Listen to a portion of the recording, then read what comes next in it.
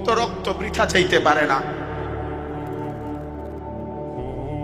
এতিম বাচ্চারা এত হাহাকার বৃথা যাইতে পারে না। একটা রুটির জন্য বা গাজার একটা ছেলে, ক্ষুধার্ত এতিম ছেলে 12 কিলোমিটার পায়ে হাইটা 12 কিলোমিটার পায়ে হাইটা গেছে।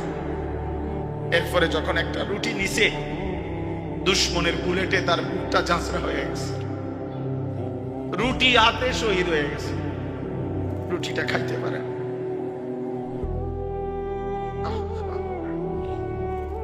আমি ভাবছিলাম অনেকদিন আগে, আমি বলছিলাম কি জানেন, আমার বিবেক বলছে সেদিন ওই বাচ্চাটা রুটিটা নিয়ে যেন বলছে, আল্লাহ রে আল্লাহ, আমি ছোট মানুষ, আমি শুধু রুটিটা কেমনে খাবো, চোলও নাই, তরকারিও নাই, কিচ্ছুই তো নাই, আমি এই শুকনা রুটিটা